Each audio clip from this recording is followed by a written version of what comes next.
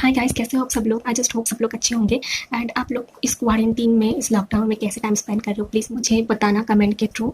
मैं तो बहुत सारी चीज़ें ट्राई कर रहा हूँ। टिकटॉक मैंने पहली बार ट्राई कर रही हूँ, पहले कभी नहीं ट्राई किया था, लेकिन मुझे बहुत मज़ा आ रहा है। और गेम खेल रही हूँ, ऑनलाइन गेम खेल रही हूँ जिसमें आपको पैसा मिल सकता है। एंड ये सब ट्राई कर रही हूँ। वीडियो तो बना ही रही हूँ, हर वीक वीडियो बनते हैं। एंड ऑनलाइन क्लास करती हूँ। ये सब करके मेरा टाइम स्पेंड हो जाता है पूरा टाइम। आप लोग कैसे स्पेंड कर रहे हो, प्लीज़ मुझे बताना। सो आज का जो वीडियो है ना, वो बहुत इंपॉर्टेंट है। आज का टॉपिक में हम लोग बात करेंगे सीबीसी टेस्ट, जिसको ब्लड टेस्ट नॉर्मल लैंग्वेज में बोलते हैं। तो उसको हम लोग सीबीसी मतलब कंप्लीट ब्लड काउंट, ब्लड में क्या क्या कंपोजिशन है उसका प्रॉपर मेजरमेंट के बारे में हम लोग बात करेंगे। सो इस वीडियो के दौरान मैं 3 चीज़ें बताना चाहती हूँ अबाउट सीबीसी।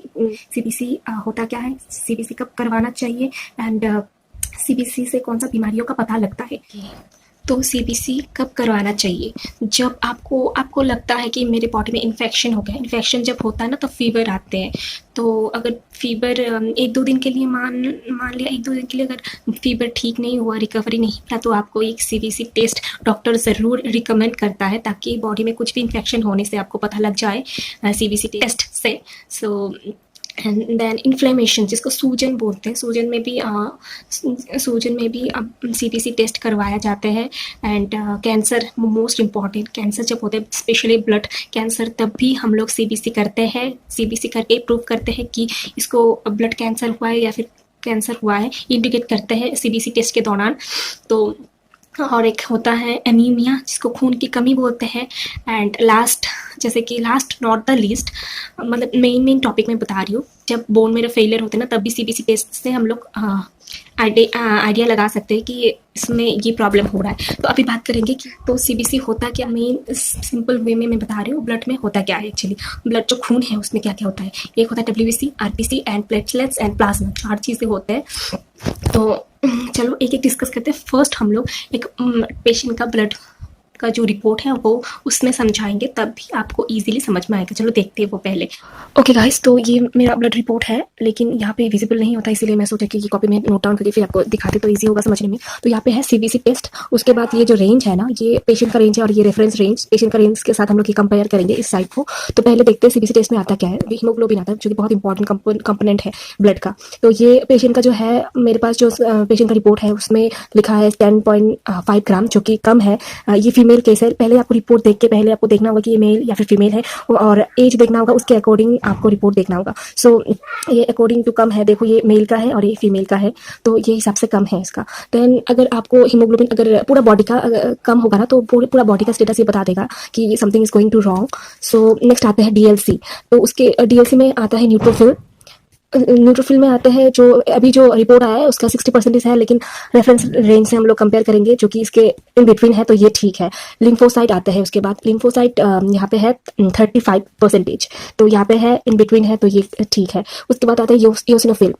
तो यूसिनोफिल इसका 0.4 है, और इसका रेंज है ये वाला, तो इन बिटवीन है, ये ठीक है। ये मैं एक इंपॉर्टेंट पॉइंट बता दूं, अगर यूसिनोफिल किसी में ज़्यादा है तो इसका इंडिकेट करता है कि ये एलर्जी भी हो सकता है। अगर ज़्यादा है तो ये तो नॉर्मल केस है, तो इसमें तो नॉर्मली इन बिटवीन है, मतलब नॉर्मल है। और अगर ज़्यादा होगा तो आपको ये दिमाग में लाना होगा कि एलर्जी हो सकता है। तो नेक्स्ट आता है मोनोसाइट। मोनोसाइट का यहाँ पे जो रेंज है 0.1% है, और इसका इन बिटवीन है 0 से 0.8%, इसके अंदर होना चाहिए नॉर्मल केस होने में। तो और एक बात इसमें भी एक इंपॉर्टेंट पॉइंट है, अगर मोनोसाइट में अगर नॉर्मल रेंज, जो पेशेंट का रेंज है, अगर इंक्रीज होता है तो इसका इंडिकेट करता है कि बैक्टीरियल डिजीज हो सकता है। तो है ESR।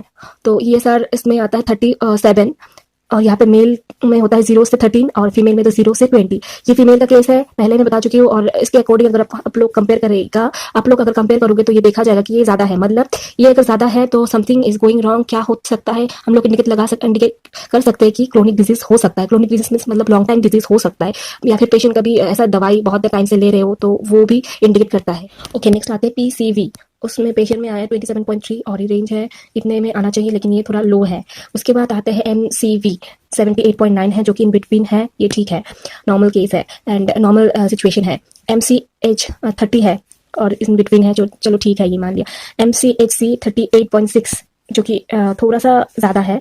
ये रेफरेंस रेंज के साथ अगर कंपेयर करेंगे तो थोड़ा ज़्यादा कम दिखाई दे रहा है। उसके बाद आते हैं, और एक बात इंपॉर्टेंट पॉइंट, अगर MCV और MC एज अगर लो हो तो हम लोग आइडिया लगा सकते हैं कि आयरन का डेफिशिएंसी हो सकता है।